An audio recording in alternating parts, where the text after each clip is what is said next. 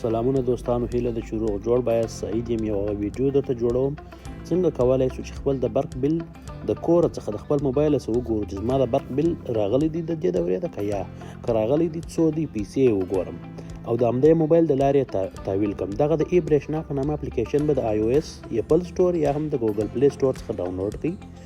چې کله مو راخلاص کړئ دوه اپشن دلته درته راځي، یو د برق بل دی، بل د سندونو تعقیب. د برق بل به کلیک کړئ، خپل د بل نمبر به ور انټر کړئ. ما مخکې انټر کړی دی، زما بل ډیټا ټوله راخلاصه سوله. دلته زما بل چې دی 619 افغانۍ راغلی دی او نه دی وصول شوی، حالت یې نه دی وصول شوی دی. نو زه غواړم چې همدا بل د همدې موبایل د لارې پسې تحویل هم کړم چې نه بانک ته تګ غواړي نه نورو ځایو ته تګ غواړي. 619 افغانۍ بل به زه هم د همدې موبایل د لارې اوس تحویلوم.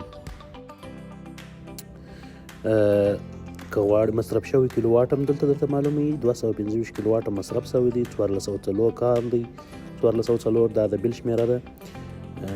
دلته ټول ډیټا درته ښکاره کوي. او که چیرې تاسو غواړئ دا بل ډاونلوډ کړئ، په ډاونلوډ باندې کلیک وکړئ، دا خپل په موبایل کې هم سیو کولی شئ.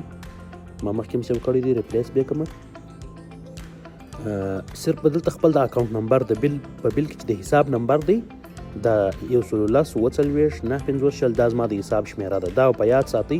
اوس راځو حساب پی اپلیکیشن ته. حساب پی اپلیکیشن به راخلاص کړئ. دلته پر زما په حساب پی کې دا د 215 افغانۍ شته. زه غواړم چې خپل 619 افغانۍ بل تحویل کړم. دلته دوهم اپشن دی ټو پی بلز په نامه باندې، سینډ ته چې راشي ټو پی بلز به کلیک کړئ. دلته به ورته انتخاب کړئ اول اپشن الکتریسیټي د برق بل دغه کوم او ګورم ما مخکې 2 بلونه نور هم په تحویل کړي دي. اول لیکل شوی دی پروم حساب پی والټ د دغه نمبر څخه پیسې کاټ کړو چاته. دلته به تاسو خپل د بل نمبر ورته واچوئ. ما خپل د بل نمبر کاپي کړی دی، اوس یې پیسټوم. دلته اوس کنټینیو باندې کلیک کوم. کله چې مو کنټینیو باندې کلیک وکړئ ګوره زما د بل نوم یې راپورته کوي او پیسې اماونټ یې 619 افغانۍ دي. زه کنټینیو وهم، نور هم چې مخته ولاړ شي دی وایي چې د حساب پی والټ څخه 619 افغانۍ په دا نامه باندې و دغه بل نمبر ته کنفرم پیمنټ کنفرم که. چې کله دې کنفرم کلیک کړئ حساب پی اپلیکیشن یو کوډ غواړي، یو پین چې په اوله ورځ مشهور کړی دی هغه پین زه خپل دا ورته انټر کوم. انتظار سي دی لوډینګ کوي. ګوره پیمنټ ان پروګرس، پیمنټ پرمختګ کې دی او دا دی ستاسو بل به تر اوسه لا وصول شوی نه دی ځکه چې دا ټکی ژاړ دی. دا چې کله زرغون سو دا نور دوه بلان فرق هم نو ستاسو د برق بل وصول سو او ستاسو د حساب پی د اکاونټ څخه پیسې وګرځول شولې. دا به ورته انتظار کېږي یو 10 ثانیې او نیمه دقیقه قدر. دا ستاسو رسید دی، کولی شئ چې یو چا ته واستوئ. ګوره دا دی اوس یې ټکی زرغون سو او 619 افغانۍ زما د حساب پی اکاونټ څخه وګرځول سوې او د برېښنا بل مې وصول سو.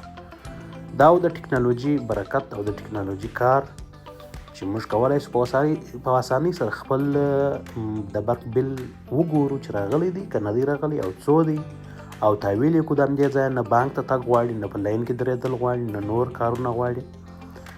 نو دغه ګټې دي د ټکنالوژي. باید د ټکنالوژي سره ځان بلد کړو او په الکترونیکي سیسټم ځان پوه کړو. اوس بیرته هغه برېښنا اپلیکیشن ته راځم چې د بل حالت اوس څنګه دی. مخکې خو ورته لیکلي وه نه دی وصول شوی، اوس لیکلي دي ورته د تایید لپاره منتظر سئ. په بانک اکاونټ کې ستاسې بل وصول شوی دی د برېښنا په اکاونټ کې. نور تاسې هیڅ مسؤلیت نه لرئ، هیڅ مشکل نشته. صرف دا سیسټم ته ډیټا لږ ناوخته اپلوډېږي، دا ځان ته اپلیکیشن دی او د پیمنټ یا د پیسو حساب یې ځان ته دی. خو دې ته هم ډیټا اپلوډېږي، ممکن یوه ورځ، 2 ورځې، 5 ورځې، هر څو وخت چې ونیوي هغه مشکل نشته. دلته به په زرغونه خط لیکل شوي بل وصول شو یا وصول شو، داسې به یو شی لیکلی وي.